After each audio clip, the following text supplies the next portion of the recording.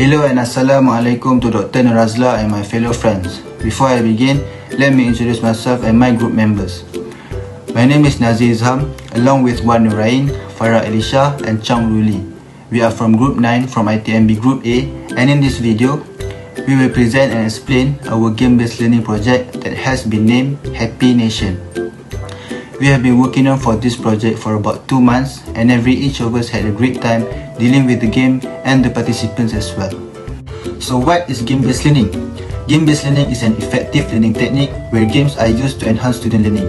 It plays an important role in teaching by making students collaborate, communicate, and work among their friends. For our Happy Nation game, it was invented for participants to use this platform to enjoy the game while learning the nation building subject. It is an offline-based game that uses various types and color of cards that contain different questions. This game was adapted from the Happy Family card game, and we changed several concepts in our game. For example, the concept from gathering a family has been switched to gathering a country.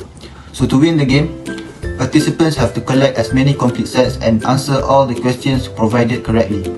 The system of the game is quite simple, and participants will be able to understand this game in a short period. The main goal of this game is to ensure that all players have learned something about the chosen topic in nation building subject.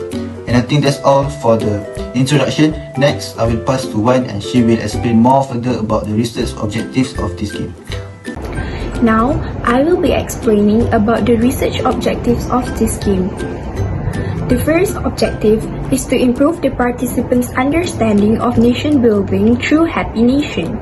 The second objective is to promote healthy competitiveness among the players. The next objective is to create a deeper sense of patriotism in our country. The fourth one is to recognize the outcomes of major changes in our country. The fifth one is to analyze the development of Malaysia history. And the last objective is to be aware of the impact of our country's socio-political and economic well-being. I'm going to explain about methodology. Firstly, we gathered the ideas and recommendations from our friends. We have come out with 4 chosen chapters. Next, we generated 10 multiple choice questions from chapter 1, 2, 5 and 6 from the nation building course. We then proceed with designing our own card game using Canva, and the name of our game is Happy Nation. Each card is measured by 7.5 cm times 4.5 cm in size.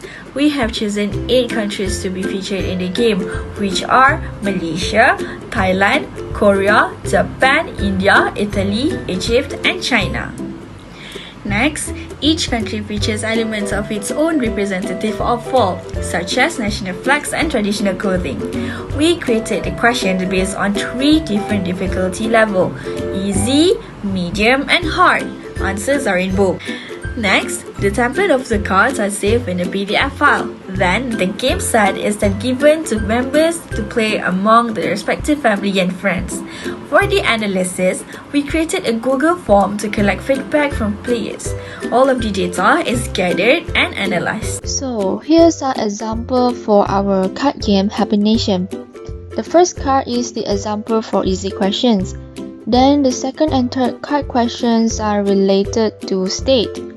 These questions created is to achieve the CLO, which is explain 3 basic facts regarding the progress of nation building. And then the last example card question is about the history of Malaysia. Next, I'm going to explain about how to play this game. This game can be played for 4 people.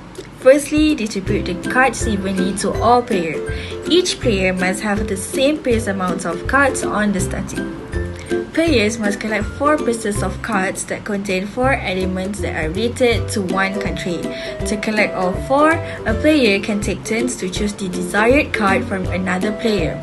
Before that, the player must answer the question that is stated on the card that has been chosen. If the answer given is correct, the card should be given to the player. If not, the player cannot take the card and let other player play their turn. Player that collects most countries wins the game. Loser with the least amount of countries must be punished. The winner gets to choose who is going to be punished.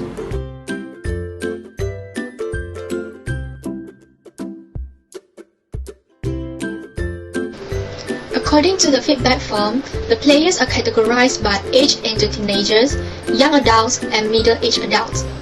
The average difficulty level of the card game is rated 3 out of 5. This shows that the card game is neither too difficult nor too simple. All the players agree that the card game is beneficial and that they will recommend it to their friends. They stated that they gained new knowledge about nation building and strengthened their understanding about history. Apart from that, the players had a great time and enjoyed playing the card games. It was our first time working collaboratively on creating a card game. So, there are some recommendations from our players to improve our card games. Firstly, one of our players suggested that the cards be made more colorful and attractive. She elaborated that by adding specific color to each set, it would be easier for the players to differentiate and identify the correct set.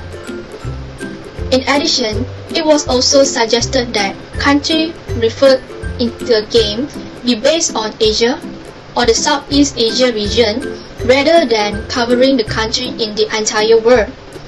The reason given was that it might cause misunderstanding and be troublesome to those who are unfamiliar with countries that are far away from Malaysia. To summarize the feedback form, 10 players were satisfied with our card game, that they gave us a rating of 5 out of 5, while the other 2 players give it a rating of 4 out of 5 for the overall aspects.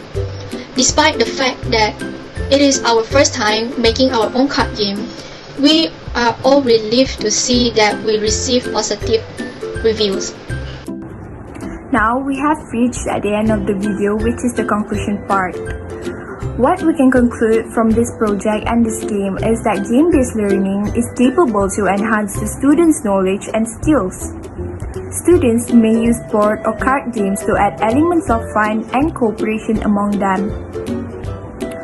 Through this game, participants will get to learn more about our country's history, politics, and socio-economics more effectively. And in conclusion, game-based learning teaches students to learn the ways of technology and prepare them for the advancing world around them in the future.